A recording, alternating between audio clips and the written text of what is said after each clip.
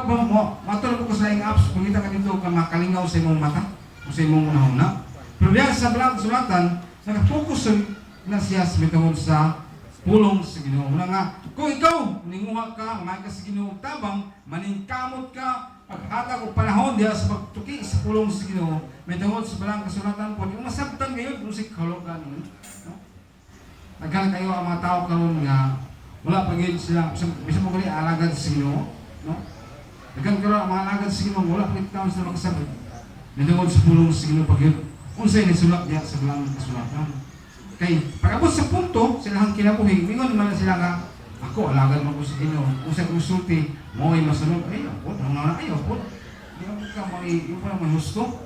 Gamit ka, nalagad sa Ginoo, kaya ang isulti, pulo man sa Ginoo, kung hapon ka basihan, sa Balang ng Kasulatan, hindi sa kagulingon din mo nga idea, ano man, iwan naman ang pulong din sa pulong sa Ginoo. Mula kita, challenge kita, no? Naminaw mo sa pulong sa Ginoo, magkapati mo sa pulong sa Ginoo sa nasa ngapit, sa telebisyon, sa radio, o dre ba sa nasa atong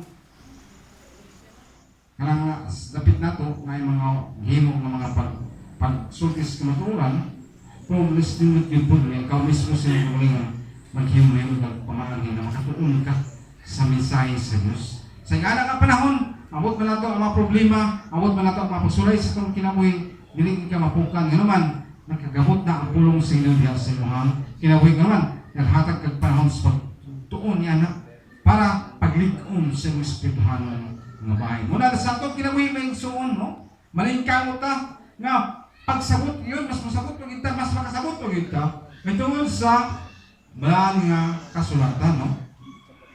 Nagkakaroon ang mga tao nga, tanaw ni mo sa itong palibot karon, no? Mayroon sa kulingkod nga ako ang pinuon, ako ang matuod, ako ang sakto kayo. No? Tungkol kay mo ni, nga mo ang grupo, nagkasulat na ni sa Balang Kasulatan. Dagan amin ko niya na, pero hindi mo na siya mo ay basihan. Ikaw mismo, kuhaan o pag kapanaminan o parang hatagan o busay sa Ginoo, tanaw niya ang iyong kinabuhi, kung nakasunod bilid ka sa plano sa Diyos para sa iyong kalawasan sa iyong kinabuhi.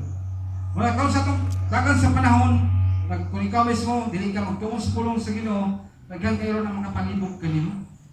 Nga, mahimo na kang kampante na ko ani, nga, musimba lang ko, tama na. Pero, doon na tayo purpose pa niya na, ngayon yung tinguaon, para makapatuloy ka assurance sa pagpangalagan sa Ginoo. Sayang kayo, no? Yung kasi magkulingon, nagilad ko sa bata pa, anak ko, nangalagad ako sa Ginoo. Nagilad ako si Minta karon, no?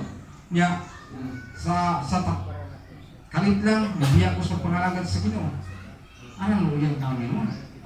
Miskin, ang dangatan ni mo sa kinamin, gusto ka o ka ng langit, niya, nagtuon na ka nga katong hangin ni mo kinabuhi, mo tayo maggamit mo alang si mong kasiguruhan sa mong kinabuhi. Pero dahil ang tinuod ay ang imo ay present nga time sa mong kinabuhi nga naghimo tayo sa laod, mo tayo makapalag-lag nimo, no? Luay ka, no? Abita lang ako, kaniadto sa imong pagpangalagad sa Ginoo, kaniadto sa imong pagsugod sa pangalagad sa Ginoo, dasig ka. Usa ka butang nga gusto sa Dios nga ipadayon ka na hangtod sa imong pamatayon o hangtod sa pagbalik sa Ginoo. Nga mahimo kang may nangkunon at tubangan sa Ginoo. Mostly karon sa ato karong mga katawhan, no? Okay lang sila mga simba sila. Kausas sa tuwing silo o simbahan. Pero ang mutante din yung sunan sa parang anlaw ka simpas. Kasi sabot ng simba kasi gusto parang anlaw. Ato ba simbahan may hindi? Yung kasi magulingon nga. Bisita ako sa simbahan para lang ang ulit lang ito para kaingon ang ginoo nga simba ko niya. Mas mabalay rason nga musimba ta sa Diyos sa pagkanlaw, no? Isa sa rason yung muling sunan katong pagkinabuhi. Kinahanglan ginato nga may subay kayo sa kabutong sunan. May talingon niya nga maningkamot, I will endeavor to better understand three things about the Bible, no? Muna tayo maghimo nga pagpaningkamot gid kanunay nga makasabot kita sa tulo ka punto may tungod sa Balang Kasulatan. Kaduha,